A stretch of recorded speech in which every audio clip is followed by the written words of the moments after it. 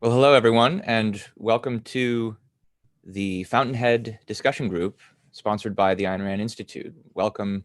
We're really glad to be able to get in touch with you about this. My name is Ben Baer. I'm a fellow and instructor at the Ayn Rand Institute. Joining me is my colleague, Keith Lockitch. Hi, Keith. Hi, everybody. Do you want to advance the slide, Ben? Do we have a title Good, slide? good idea. Yes. Thanks. So I wanted to start out by just saying a few things about why we are doing this webinar. And I see that there are a good number of people here. I haven't yet had a chance to see who you are or where you're coming from. We're going to ask some poll questions in a moment later to find out more about you. But as I see it, three basic reasons why we're doing this webinar. One is that we know a lot of you are at home right now, and we're looking for ways to connect with you and to give you things that are productive to think about and to read and to discuss with other people of like minds while you're stuck there. And I'll just say to those of you who are who are watching on our social media channels, if you'd like to be able to participate in live discussion, the thing to do going forward is to go to the second URL that I've just listed on the page here and register so that you can participate in our Zoom discussion. It's through Zoom that we'll be taking questions. You'll be able to chat with the presenters and the panelists.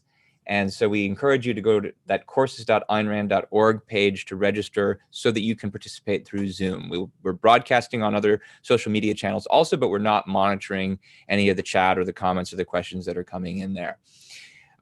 So the second big reason why we're doing these webinars on the Fountainhead relates to the first URL that I have out of order on this page, which is that the Ayn Rand Institute is the sponsor of the world's largest essay contest in terms of number of participants, number of entrants that we get every year. And this includes essay contests on Ayn Rand's books, Anthem, The Fountainhead, and Atlas Shrugged. Now, this is the discussion group about The Fountainhead. The deadline for submissions, we've actually extended the deadline for submissions for this essay contest until May 28th, which is right after this discussion group is going to finish. And the prize, the first prize, is $10,000. So if you're in high school and you're looking to get money for college, this is an ideal opportunity. This is an ideal opportunity for you to make productive use of your time while you are maybe stuck at home. Read a book. It's an interesting book. We're going to talk more about why in a minute. And you even get the chance to write an essay, enter a contest, maybe even win some money. And I can guarantee you that there are going to be things that you will learn from this discussion group that will help you on this essay contest. We're not going to help you write your answers or anything, but we're going to put the events of the book in perspective where it'll be easier for you to understand maybe what's going on in a particular passage that you do have to analyze for the contest once you know that perspective better. So that's May 28th is the deadline, and the URL is on the page there. But the third big reason for why we're doing this webinar is that this is a great topic to discuss really at any time, because The Fountainhead by Ayn Rand is a great book. Sometimes people talk about, oh, one day I'm going to sit down and write the great American novel, or who will write the great American novel, they'll wonder. And I certainly encourage any of you, if you want to try doing it while you're taking your time off, to do that. But I mean, in my book, at least, the great American novel has already been written. Maybe you can write an even better one. But I think the great American novel is The Fountainhead. And that's because if there's a single idea that's associated with America, it's the idea of individualism. And The Fountainhead is the book, more than any other, which celebrates the idea of individualism, celebrates the idea that you yourself are the one who's in charge of your life, that you have to make decisions, that you can't depend on other people to do your thinking for you. But it illustrates this idea in a dramatic setting with heroic characters who are opposed by antagonists and who have to overcome obstacles in order to think and to live for themselves. It's set in America in the 1920s and 30s. The hero is an architect who's doing battle with conventional thinking about how the world should look in terms of its buildings in America. And it's a book that's influenced a lot of people, from celebrities to Supreme Court justices. And it's influenced some of us so much that we decided to go into the business of thinking about and teaching Ayn Rand. I myself have been interested in Ayn Rand's books and ideas for about 25 years. And the book that more than anything else got me interested in it was The Fountainhead. I actually read The Fountainhead because of the essay contest that the Institute sponsors, thinking, hey, I'll just get some money for college. I don't even know if I'll like this book. In fact, I thought I wouldn't like it. I thought I would disagree with it. But halfway through the book, hadn't even had a chance to write the essay or enter the contest. The deadline passed, and it didn't matter because I was already pulled into the book in spite of myself. And in a lot of different ways, it changed my life. It changed the way I thought about my own self, my own life in relation to other people. We can talk maybe a little bit more about that later. I don't know, Keith, did you want to jump in here and say anything? Yeah, so I agree with your comments about all the reasons for doing this. We know that we wanted to make an online session available to people who might be looking for content, but also that the real reason we want to do this is we'll look for any excuse possible to get on a session where we can talk about the Fountainhead and talk about Ayn Rand's ideas, because that's what we're passionate about and that's what we do at the Ayn Rand Institute. Yeah, and the Fountainhead, I mean, you mentioned that we have this essay contest. This was one of the Ayn Rand Institute's first programs when it was founded in 1985. And I also did the Fountainhead. I read the book before I heard about the essay contest, but I ended up participating in the essay contest in the second year of its existence. I handed my essay in 1987. I'm kind of dating myself here. I did not win. I got a very nice letter from the executive director telling me that I was like a semi-finalist or something. But yeah, reading The Fountainhead and digging deeply into the ideas in the novel had a life-changing experience for me as well. And you win a little bit of money even if you're just a semifinalist, right, Keith? Not so in 1987. Oh, not. But now you do. Today you do. Yes. Today now you there's all kinds of money for ranking entrants. Yeah.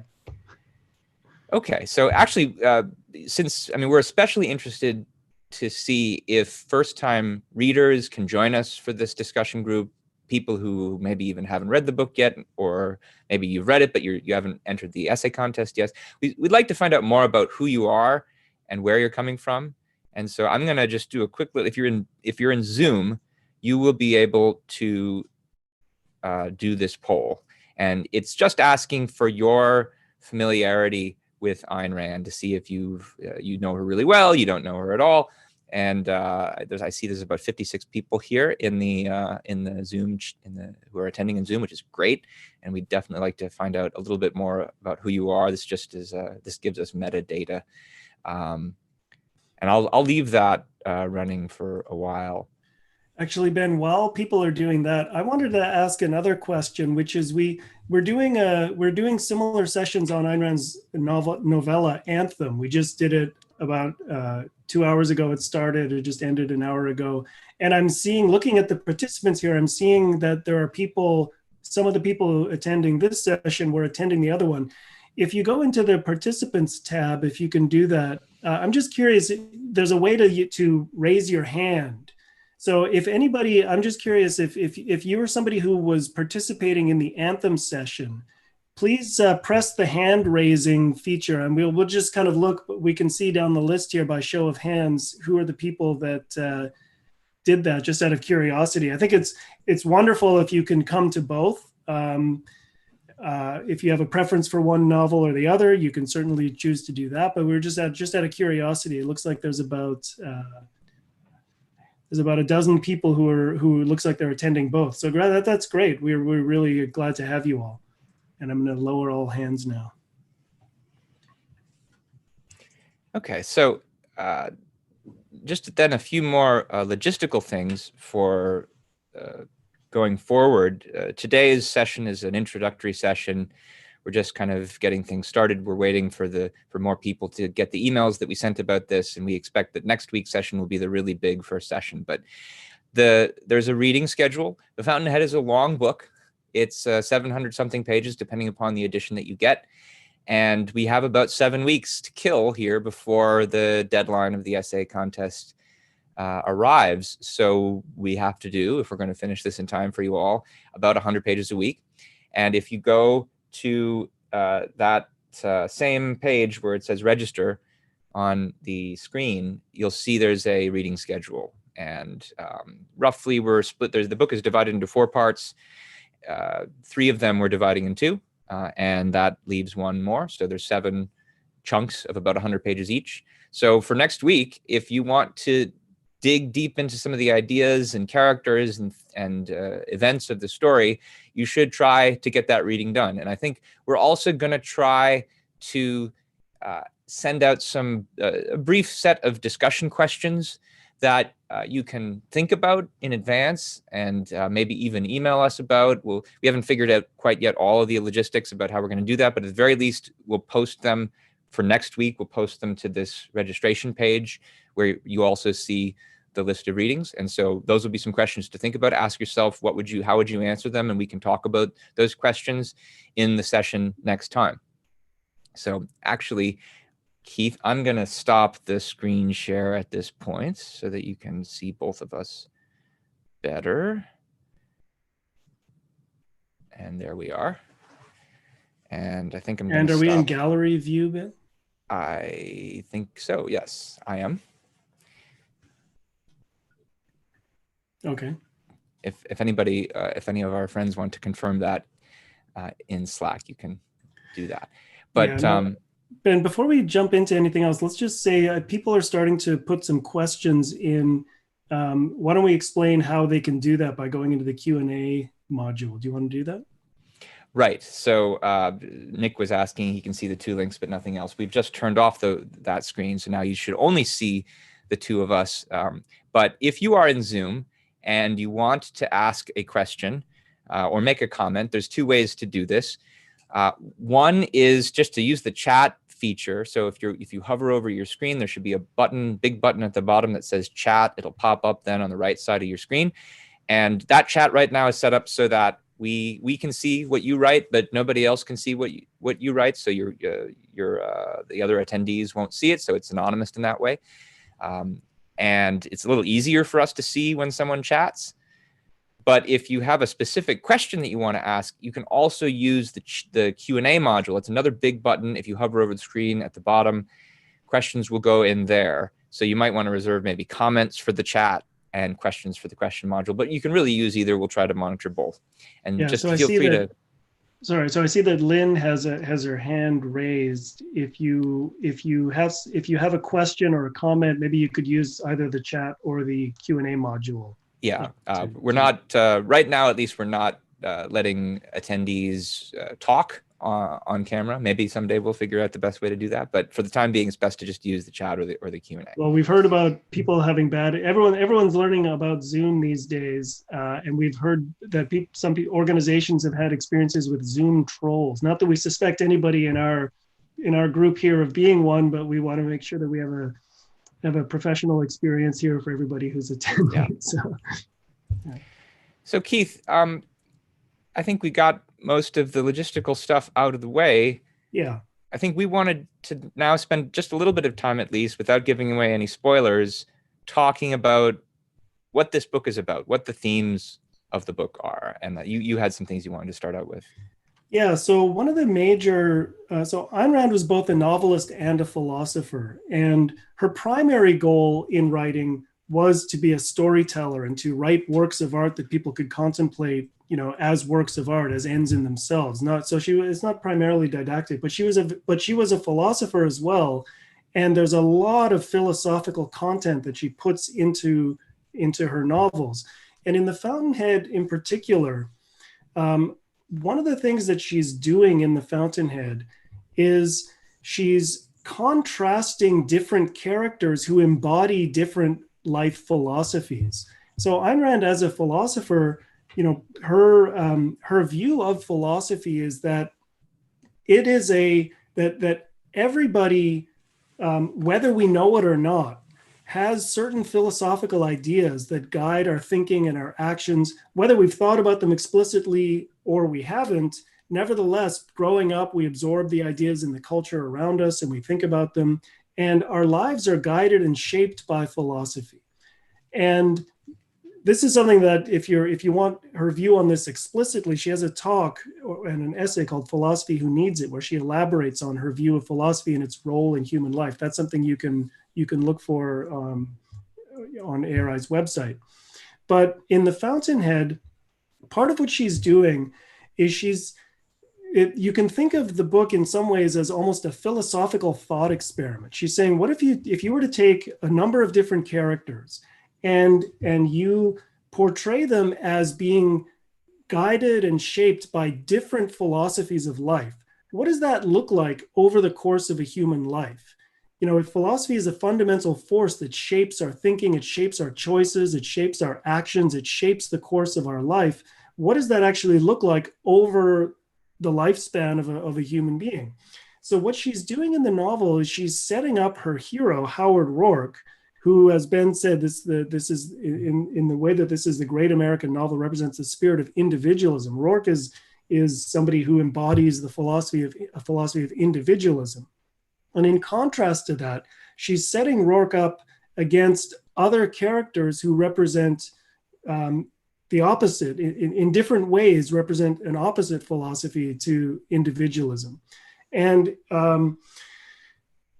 so it's very interesting to see, given the ideas that these different characters embody, and again, not necessarily explicitly, they don't necessarily walk around spouting them, but you can see how their characters are shaped by different philosophical principles, and then what that does to them in terms of their choices and actions over the course of the story, and what is the ultimate result at the end of their lives. So she's showing different types of life that one can have depending on the different kinds of philosophies that one embodies.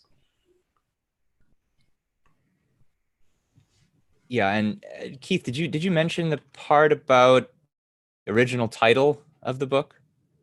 Well, I was thinking about whether we want to do that. I guess we can do that. I was thinking about whether this would be too much of a plot spoiler or Maybe not. so. Maybe so. We can hold back on it. Yeah. Yeah, we can circle back to that in future sessions.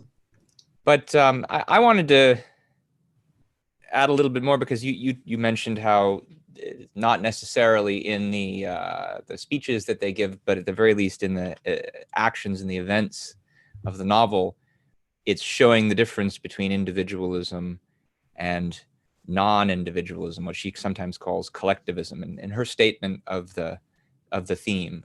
And one of the good things about Ayn Rand is that she had very conscious intentions and wrote about them, and you don't always have to speculate about what she meant by the book, because she explained so much about what she meant. And when she described the theme of the Fountainhead, it was individualism versus collectivism, not in politics, but in man's soul. And that's a statement of theme that raises a lot of interesting questions. And first of all, what does individualism versus collectivism mean in politics? We could have a whole discussion of that. But The Fountainhead is not a political novel. There are ideas in it that you could perhaps apply to politics, and I think many people do, and that's a separate discussion.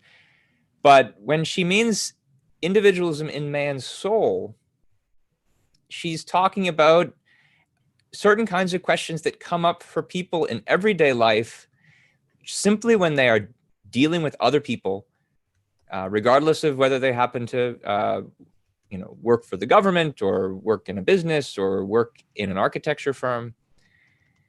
And it's this issue of what does it mean to truly think for yourself about your career, about your relationships, about what makes you happy.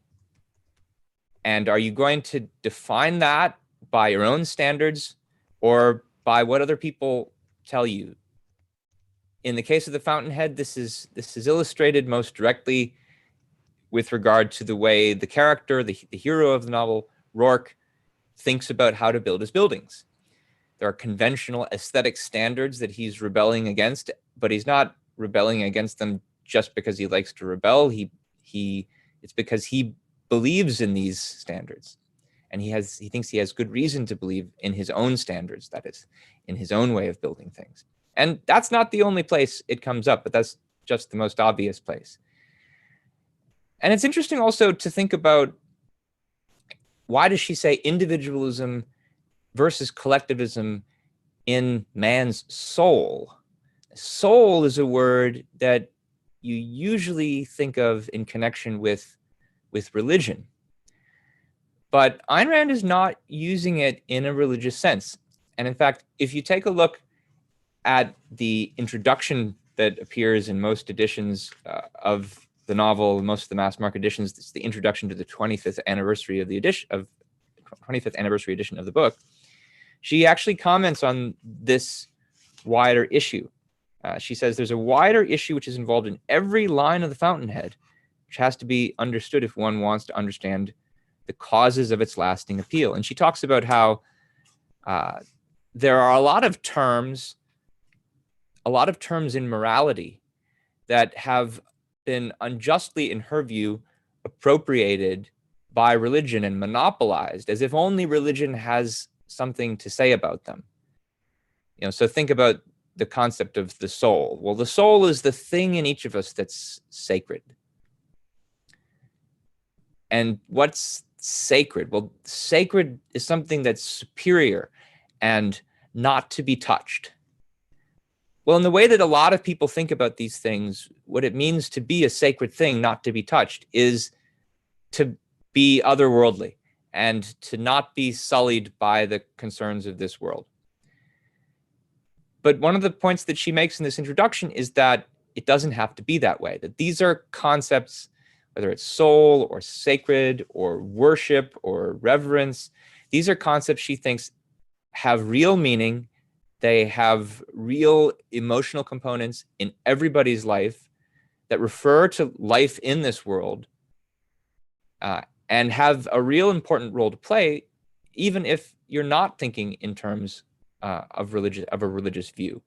And in fact, she says that this book, The Fountainhead, is an embodiment and a celebration of these kinds of concepts in a number of different ways. She says that it's a book that celebrates what she calls man worship.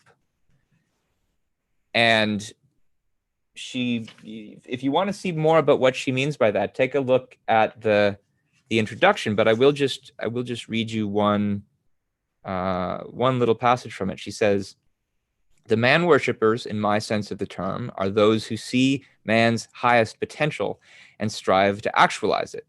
The man haters are those who regard man as a helpless, depraved, contemptible creature." It's important here to remember that the only direct introspective knowledge of man anyone possesses is of himself.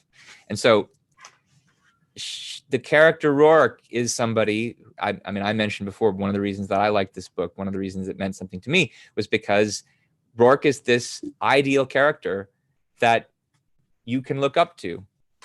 And he's contrasted with some of these other characters who aren't so admirable. And what's interesting, especially, is that the kind of worship she's talking about here is not otherworldly. It's related to life in this world. There's an architect who's so admirable, who's doing these heroic things. This is not somebody who's casting magic spells or doing supernatural deeds. He's a real, live, regular person. And so, in her view, there's a kind of idealism that you can have about these kinds of people and about the way they live their life that is not a separate issue from being practical. And it was that combination of views that really struck me as how that you could have both is, I think, one of the really interesting, distinctive things about the book. And she says in the introduction that it's one of the reasons that young people are especially enamored of the book, because they're just starting out life, and this might be true of many of you out there, and you've got things that you want to achieve someday, and people tell you, "Oh, give in, that's too difficult, be realistic." But one of the things that she's saying in this book is that you can conceive of and enact realistic ideals. And to see that that's possible and conceivable, look at the kind of example of the person she portrays in the person of Howard Rourke, which is, by the way, I mean, she's not just a made-up example. It's one that's based on real people she knew. And since she mentions the part about introspection, presumably part of it is coming from her own knowledge of herself. And if I could just expand on what you're saying a little bit as well. So part of what she's talking about with these concepts that she's saying have been appropriated by religion, concepts of reverence and worship and the sacred, part of what she's arguing there is that this refers to the whole realm of people's dedication to values. And I think that's part of the appeal that you're talking about, why the Fountainhead is so appealing to young people. The idea of taking values seriously and taking ideals seriously and trying to live up to those ideals and fight for ideals is something, I think young people, especially starting out in life and thinking about what they want their life to be about, are very idealistic. And part of what she's arguing is that those emotions and that realm of dedication to values is such a crucial part of life that its focus should be and properly, is and properly should be on life on earth, and life and thinking about your own life as an individual and what goals you want to achieve. The idea that it's taken over by religion and only refers to otherworldly sentiments and so on, she thinks is one of the things that's bad about contemporary ideas. You look puzzled. You lost audio. Okay, I'm back. I can hear you now. Okay. So I missed the last thing you said, Keith. What was it? Well, you don't have to repeat the whole thing. Yeah, I don't think I'm going to repeat it. So what are we going to? So I just wanted to say also in terms of today's session. So we haven't yet started reading the book. So the idea is that people will start reading the book this week and we'll rejoin again after having read the first few chapters. So the purpose of today's session is really just to orient people to what we're going to be doing in the sessions, give some general background to the ideas and to who Ayn Rand was and why she wrote the novel and so on. And then we're going to move to questions in a few minutes, just to kind of kick these sessions off. Keith, did you want to say anything about her bio, or is that what I missed? Yeah, no. Okay. So part of what I want to do is to orient people to who she was and what she was doing in the novel and why she wrote it. So Ben mentioned at the start of this that there's a way in which The Fountainhead is sort of the quintessentially American novel. It represents the spirit of individualism. And so there's a small bit of irony in the fact that the quintessentially American novel was written by, a Russian-born immigrant to America. Ayn Rand was born in 1905 in Tsarist Russia, and she actually witnessed. Her family lived in St. Petersburg, quite close to the central square in the town, and she literally heard the first shots of the Russian Revolution in 1917 from her apartment window. So she saw her country taken over by socialism, by communism, by collectivism. And she grew up under Soviet communism and wanted to escape from there as quickly as she could. She left the Soviet Union in 1921 by herself. Now she'd heard about America. She learned about America in school and saw America as the country of freedom, of individual rights. It was where she wanted to be from as soon as she knew about it. And she came to America expecting to find the country of individualism, expecting to find people a country where the people embraced the ideals that represented the way she thought about the world, as opposed to what she experienced in Soviet Russia. But when she got to America, she was sort of disappointed to discover that the leading intellectuals in America were embracing the same communist, collectivist, socialist ideals that she had just escaped from. And it sort of fell to her to articulate the principles of individualism and to write the great American novel that embodies those principles. And so, she came to America at age 21. She had to learn English, and she had a real struggle working. She came with nothing and worked odd jobs, just trying to survive, so that she could have the opportunity to become a writer, which is what she wanted to do from age 9 or 10 or something like that. And eventually she got to the point where she was able to finally write the novel that portrayed the kind of hero that represented her ideals and tells and presents the kind of radical philosophical perspective that she had come to understand, and tell the story that she wanted to tell in the Fountainhead.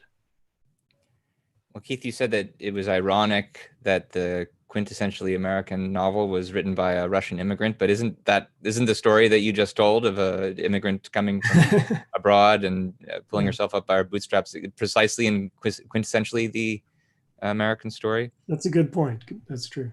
Yeah. I also just wanted to say one last thing about the relationship between this novel and Ayn Rand's philosophy and her career as a philosopher. So we will be discussing both literary and philosophic aspects of the story going forward. I think we'll first focus on the literary aspects, trying to understand who these characters are and why they're doing what they're doing. But the background of that is always, for Ayn Rand, philosophical. And it's connected to the issue that I raised earlier, because part of what she sees herself doing as a literary artist is projecting a moral ideal, projecting an ideal character. And the way that she explained herself in a variety of other essays and lectures that she gave was that she thought she had to become a philosopher in order to understand what moral ideals were, so that she could portray characters who embodied them in her fiction. So this is something that I think most artists don't do. She thought that every artist had at least implicit philosophic views that informed the characters they formulated, the events that they plotted. But certainly not every artist, certainly not every novelist does this at an explicit philosophic level, but she did. And she thought it was necessary to really tell the kinds of unique stories that she wanted to tell. And so I think she probably would have considered herself primarily the creator in philosophy of a new code of morality, and everything else in her philosophic system is connected to that as a central issue. And that is something we're definitely going to explore. She called her philosophy objectivism. It's not just that moral viewpoint, but the whole view of reality and our place in it that connects to this moral ideal that she wants to propose and to illustrate.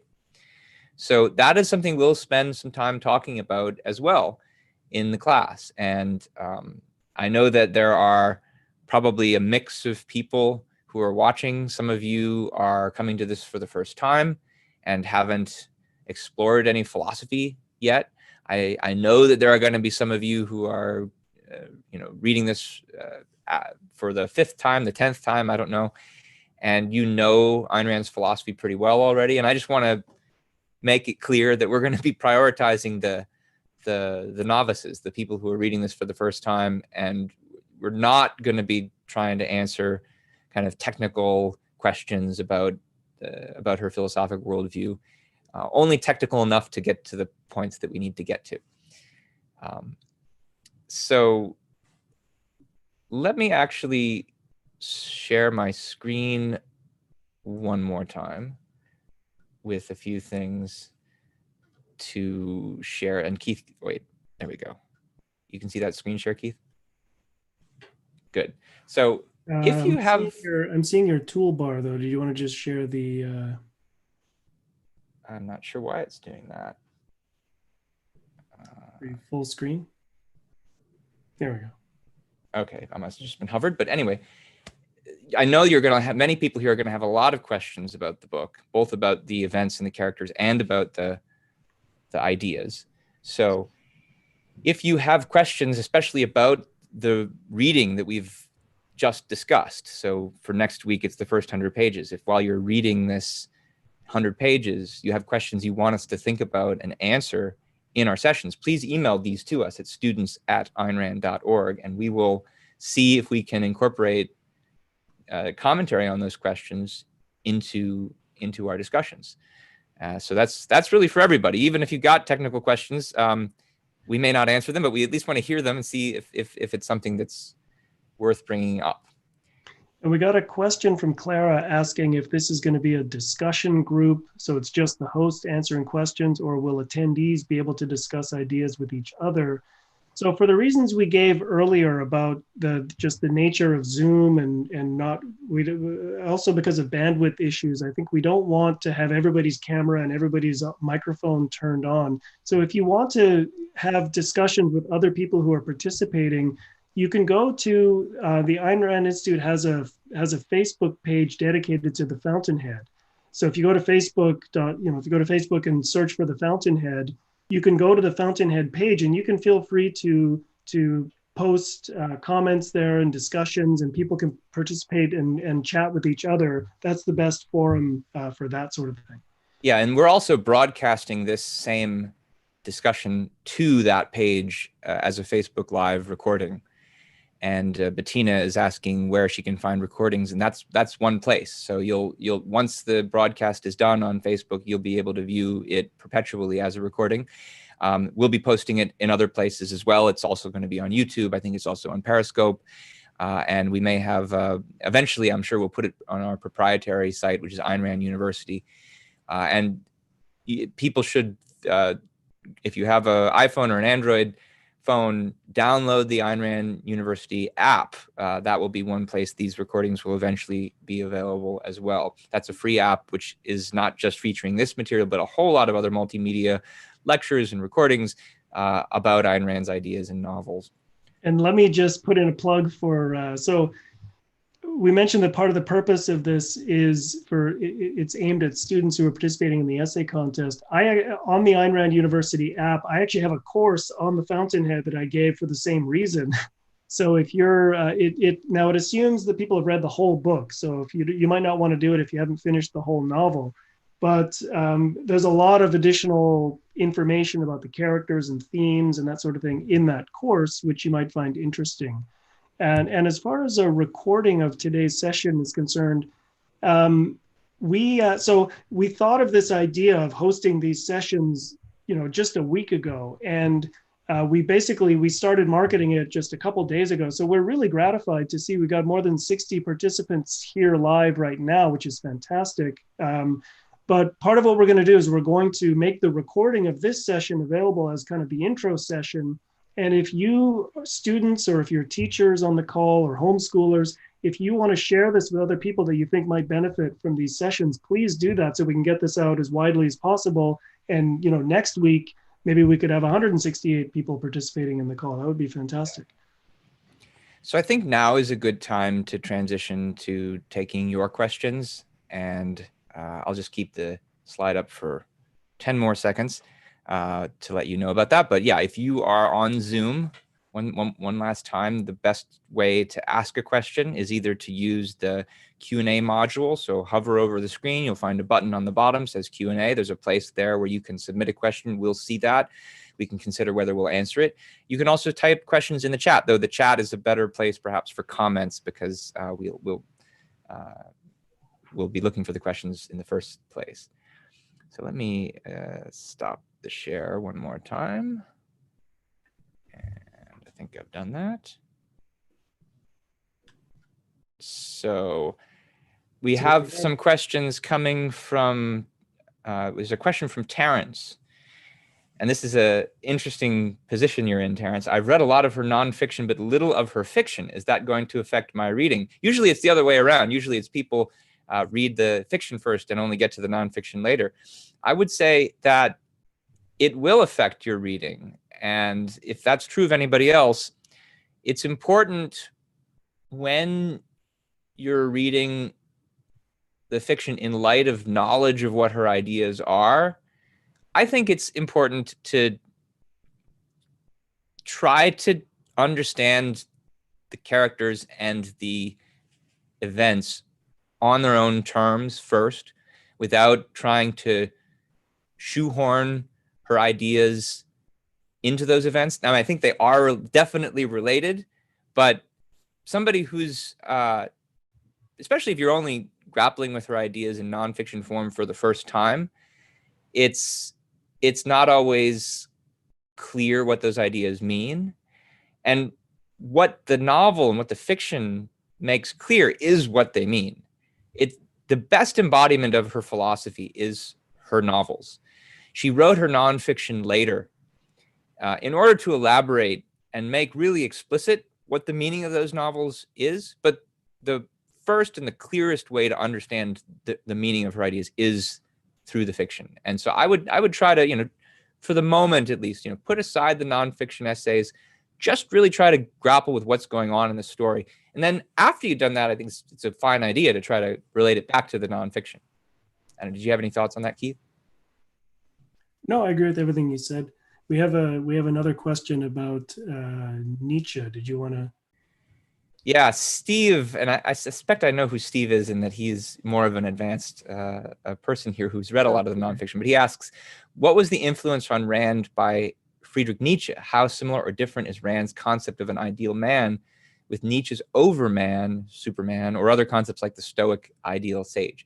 So for those of you who aren't aware, Friedrich Nietzsche was a German 19th century philosopher who definitely had certain ideas that where there's at least a superficial resemblance between him and his ideas and Ayn Rand's ideas. And it's an interesting question of what influence there might have been, and it's not easy to know. Here are some things we do know.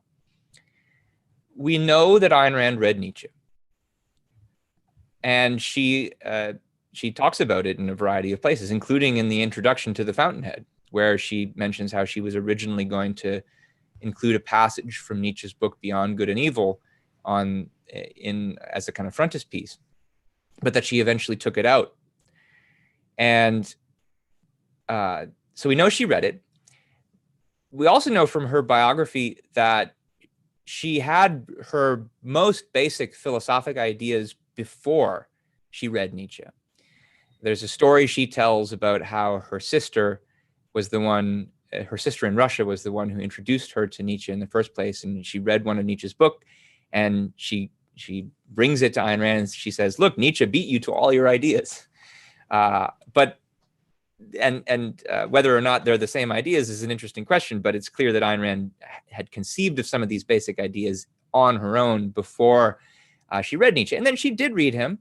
And the way that she describes him in that introductory segment of the Fountainhead is that there are aspects of his writings which, especially from a poetic aspect, are consonant with the kind of heroic view of life and man worshipping that she herself is trying to inject into this novel and express with this novel. But it's mostly from that kind of poetic aspect. She doesn't think at the end of the day that the deepest substance of Nietzsche's philosophy is anything like hers at all. And I've read a lot of Nietzsche, and I can testify to this fact that they end up having very different view about the possibility of success and happiness. Nietzsche is much more pessimistic. Rand is not. Nietzsche doesn't believe that we really can make our own choices. He doesn't believe in free will. For Rand, free will is the crucial element of individualism. We talked about how individualism is the theme of this novel, and for that, it means that free will is also very important. That's something that Nietzsche denied. it would be too much, I think, to go into what Nietzsche meant by the overman, but I think that overview of the differences and similarities is sufficient. As to the Stoic ideal sage, I will just say, without saying too much more, that there is a character in this story who, in certain important ways, does, for a while at least, express very Stoic ideas and act according to Stoic ideas, but she changes her mind. And that, I think, is very important in showing that there's a difference between Ayn Rand's views and Stoicism. Stoicism is the idea that you should kind of grin and bear it no matter what life throws at you. As long as you don't want too much, then when you don't get it, you won't be disappointed. It's a view that's worked its way into the popular culture and vernacular, though it has ancient roots.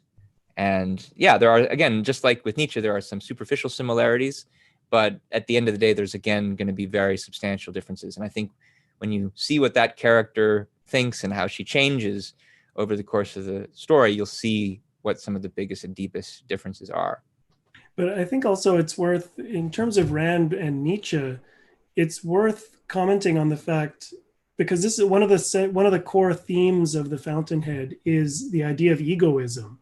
And so she's often put together with Nietzsche. They're both advocates of egoism, but part of what unfolds over the course of the novel and that we see by the end of the novels is that her concept of egoism or selfishness is radically different and radically opposite to that of Nietzsche.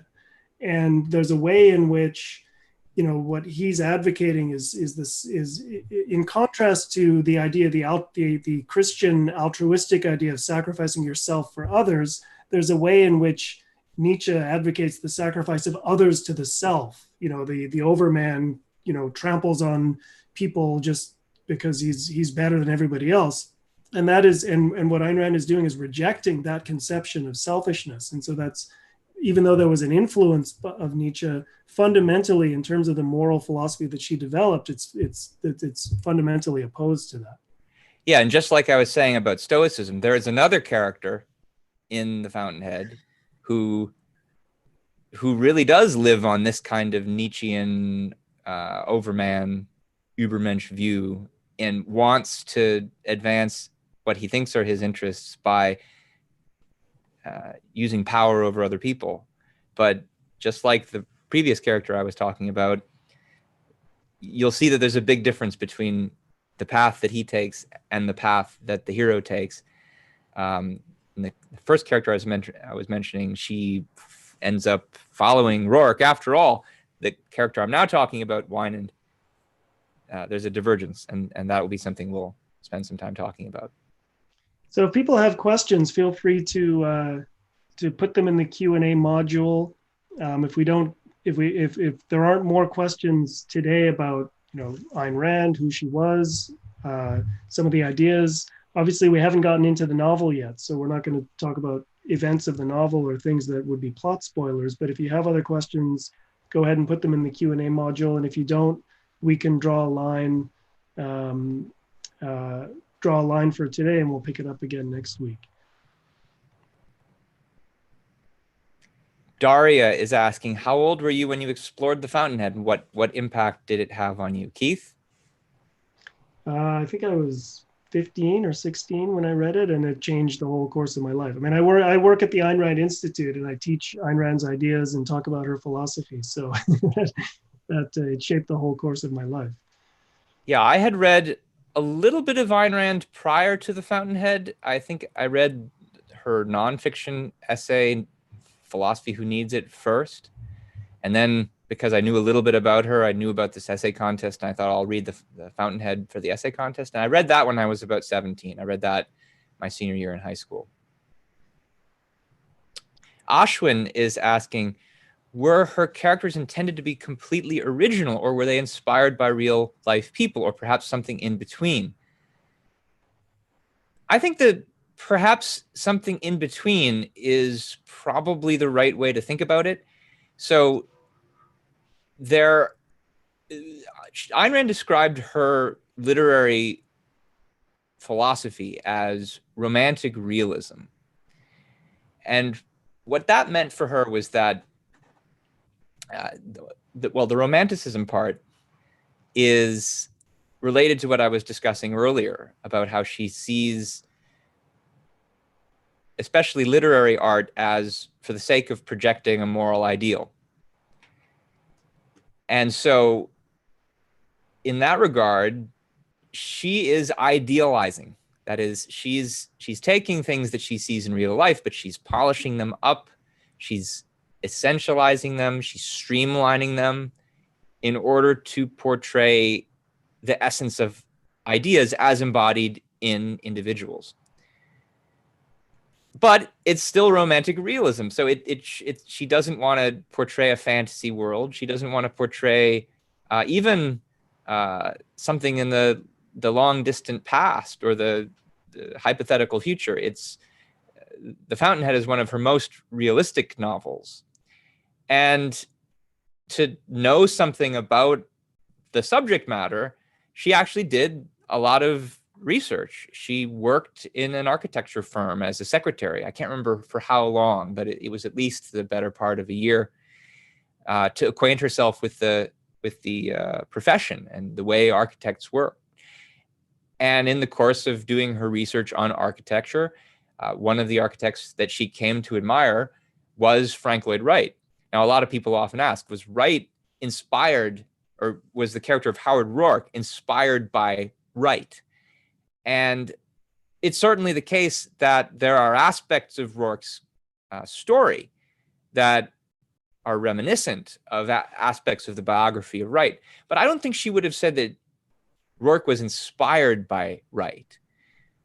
Rourke was inspired by her own thinking about life, and in certain ways by her own life story. Well, one of the things we'll be talking about as we go through the story is ways in which Rourke ends up facing decisions similar to hers. So there are certainly elements of people like Frank Lloyd Wright, people like Louis Sullivan, another architect, people like William Randolph Hearst, perhaps, who's a newspaper magnate, others like that. There's a socialist politician from England named Harold Laski, who she may have observed things about in formulating aspects of one of her antagonistic characters. So yeah, elements that she observed, but she took these elements that she observed and she grafted them together in order to portray the ideals that she herself independently wanted to portray. She had the idea for the novel well before she had even started, I think, studying architecture. And so it was architecture that she chose as a field because she thought it would be a convenient one in which to illustrate the kinds of dramatic conflicts that would help illustrate these ideas. Anything you want to add to that, Keith? No, I think that covers it. Okay, what else do we have here? I briefly take Terrence actually says, didn't Ayn Rand work with a woman in Hollywood that wanted things because others wanted them, and that influenced a character in this book? That's the kind of thing I was talking about just a minute ago, Terrence. Yes, that's true. There was a woman she worked with who said, if other people have a car, I want 2 cars. If other people have a house, I want 2 houses, something like that. And when she heard this coworker say this, she was shocked that there are people out there who set their standards according to what other people want, and then only for the sake of outdoing and impressing them, because she herself didn't think that she thought about life that way. And so if anything, that was the seed of the idea. And that's well before she was doing any kind of research in architecture.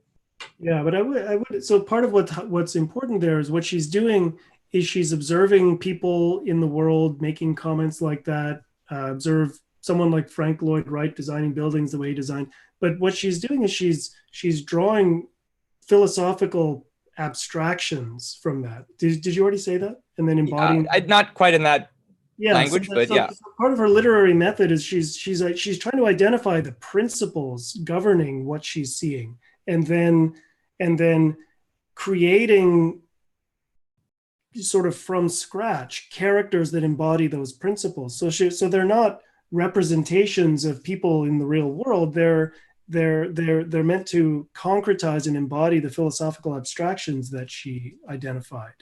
So the characters are wholly original in that respect. So Judith is asking, are there various degrees of individualism as there are with collectivism? Some of the characters have specific errors in their thinking, that they may or may not correct during the novel. I mean, what I would say is that there are characters who embody certain elements of individualism, but stray from individualism in other respects. So, it's it's not that they represent a variation on individualism. I mean, one way to think of it is, there's lots of ways that you can go wrong in life, but there's only one way in a fundamental sense to go right. And so it's like that with individualism and collectivism. There's lots of ways. There are lots of different variations on second-handedness and collectivism and those ideas. But to be an individualist in a fundamental sense has certain philosophic requirements and implications, which will come out over the course of discussing the book. Yeah, I don't have anything to add there. By the way, Nick we is have saying, just a few minutes left here, I guess. Yeah, Nick is saying you can hear discussions off mic. It's confusing. I'm not quite sure what you mean, Nick. I don't hear any other discussions happening. Maybe you could tell us what you mean by that. I wonder if anyone else is noticing something like that as well. Eric asks, is your 100-page reading schedule based on chapters? Basically, yes. So if you go to that webpage that I showed earlier, you'll see that it's divided up. There's basically 4 to 5 chapters per session. For one session, I think it's more than that because they're shorter chapters, but they are divided into chapters, so there won't be any arbitrary break-off. Chapter numbers in the readings, because maybe we should give the chapter numbers for people who have a different copy of the book. Yeah, the chapter numbers are there on the schedule. And actually, let me just go ahead and, since we're about to stop anyway, share with you what we're talking about next week. So next week, Friday, April 3rd, we'll be looking at part 1, chapters 1 through 8, which is pages 15 through 102. In the mass market edition, Eric, you were worried because you were wondering if your edition was going to correspond. And there are a lot of different editions out there with different paginations. So we're using this one to decide our pagination. But as long as you know the chapter numbers, you'll be fine. Yeah, and that has the same pagination as the currently available mass market one. Yes. My copy is like completely falling apart here. Grant asks if we have any nonfiction reading that you would recommend pairing with these sessions, particular essays that will be relevant to the discussions. I mean, we could do that, Grant, but I think it's not our primary. It's not going to be our primary focus.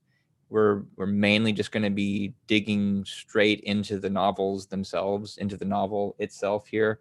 And certainly if there are people, if you're having discussions with people online on the Facebook page for the Fountainhead where we're posting these broadcasts, if you want to post nonfiction essays that you think would be useful for people to look at in connection with the events of the novel that we're discussing, that's fine. Though I would really encourage people to focus first on the fiction and then maybe look at the nonfiction later. Aditya asks if this is going to be a spoiler-free discussion. Absolutely, yes.